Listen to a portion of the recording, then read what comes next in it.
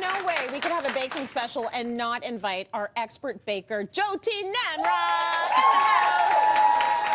She is going to be so mad at me for saying this, but for those of you who might not know, Jyoti has over 500,000 followers on social media, sharing all of her baking tips and recipes, and she hates when I mention it, but we have to. They need to know you're kind of a big deal. So you're going to give us some of your swaps, some of your hacks, the things that come up all the time when you are baking. And this is going to help us out because a lot of these things, some of them I've heard of, some of them I haven't. So if you run out of ingredients, like let's say, what are you making here? Half and half? That's buttermilk. Buttermilk. Yeah. Let's say you need buttermilk. Yeah. You don't want to go out and buy the whole carton. I never buy the carton. I find that buttermilk is one of those ingredients that you only ever need like a cup of, and then it sits in your fridge and it just goes bad. Yeah. So you end up wasting like $5-6 every single time. I did, at least, right? Yeah, we can't afford that in this economy. And honestly, it's so much easier to make it at home. Everyone has milk in their fridge. Buy whole milk, buy 2%. It's literally 1 cup of whole milk. I don't recommend going lower than 2%. Okay. The less we drop in milk fat, we're just going to lack richness from that buttermilk, and that's really what we want it for that acidity, for that richness that it brings to like a chocolate cake or a brownie or whatever you're making. Okay, so you need that richness. Don't get too thin with the milk, too low fat with the milk. So this is whole milk, so we'll do 1 cup of that. Beautiful. And then we have a tablespoon. I like to do white vinegar. You can also do a tablespoon of lemon juice. Okay, so what's that gonna do? So that sort of curdles the milk. It essentially adds that element of acidity, which can help your cake become kind of, it helps leaven it. It also adds a lot of flavor. That's why sour cream, buttermilk, they're such great additions to cakes. Okay, so that's just gonna like sort of curdle on its own. It's gonna curdle on its own. You will have buttermilk. Then you use it. Beautiful. Super easy. Now, if you want to make half and half, and you don't, once again, you don't want to go and get the whole carton. So easy. Holidays, I mean, almost everyone has heavy cream in their fridge. We're always making stuff with it. Yeah. So this is 1 part of milk. I always do whole milk. You could do 2%. In this case, you could probably even do 1% or skim. Okay. Because you're getting a ton of that added fat from the heavy cream. Okay. So it's literally 1 part. Do you want me to mix them? You can mix it. 1 part whole milk. Okay. And then I do 1 part heavy cream. So in this case, it was half a cup and half a cup. Beautiful. And then there you go. You have a cup of half and half. And there's your half and half. There's your half and half. Beautiful. And so you make it as you need it versus buying the whole thing and wasting it. Exactly, and you could even pop it into the fridge if you needed to, if you wanted to store it. So easy. Absolutely. Okay. This is my favorite one. I love this one. So brown sugar is one of those things. We think it's so fancy. We think it's made a certain way, but really it's essentially granulated white sugar, which almost all of us have in our fridge. Okay.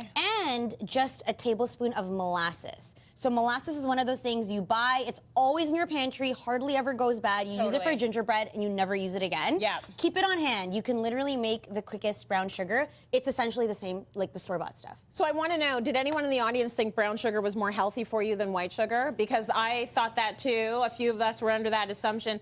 It's just white granulated sugar with molasses. It's refined. So what you're looking for, if you're looking for a healthier option, is the unrefined, like the raw sugar. Unrefined sugar. Coconut sugars, stuff like that. That's slightly healthier for you? That's less processed and less refined. It's less processed. Okay, good to know. But now you know you can make your own brown sugar at home. So easy, What's happening here? So this is powdered sugar. Again, a super easy one. This one is 1 cup of granulated sugar, a tablespoon of cornstarch. You need a blender or a food processor for this one. Okay. Pop it all into that, whiz it up, and then you have a nice smooth icing sugar. Pass it through a sieve though, and it gives it a little bit of extra volume. Icing sugar, it has that super it's powdery, so fine. super fine, very powdery. But I did not know you could make it yourself. So easy. That's excellent. What is it? Sugar and cornstarch. Cornstarch. Yes. That's it. Okay, let's talk chocolate.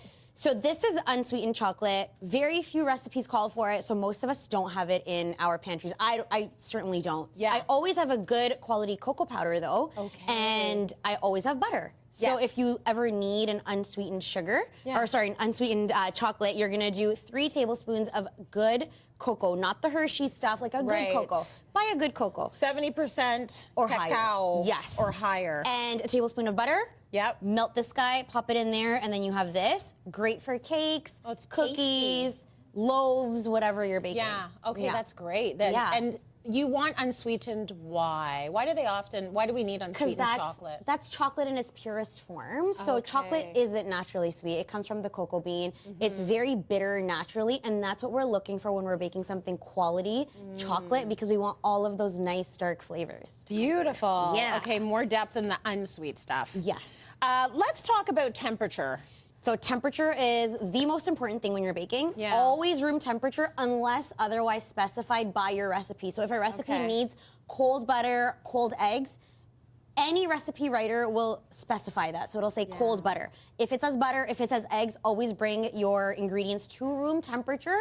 Anything that's from in the fridge, sour cream, eggs, butter, for at least a couple of hours. We want everything to be a nice, steady temperature if we want an even bake. So one ingredient I always forget to bring to room temperature are my eggs. Yeah. So they're almost always cold.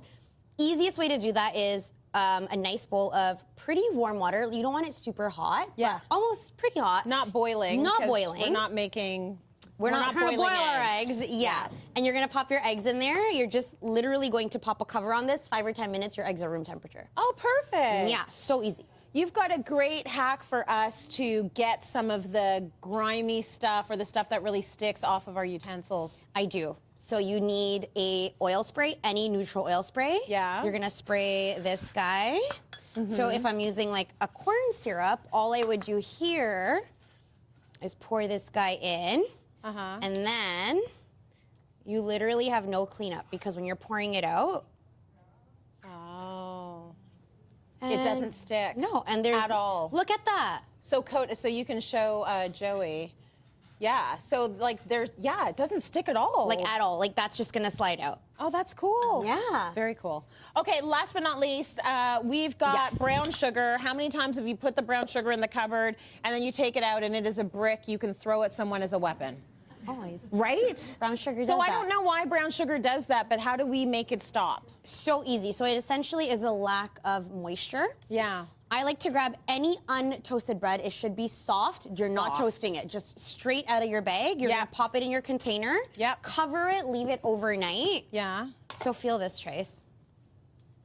So now the bread is hard. It's hard. Yeah. But like, feel the sugar. Oh, the sugar is soft. So does it have to be in a plastic container? No. The sugar. See, I'll any just show container. You could do a bowl and just throw some cling film on top, whatever you have. Beautiful. It can be in a mason jar, because our brown sugar is in a mason jar. Yeah, That is totally. very good hacks. Give it up for Jyoti.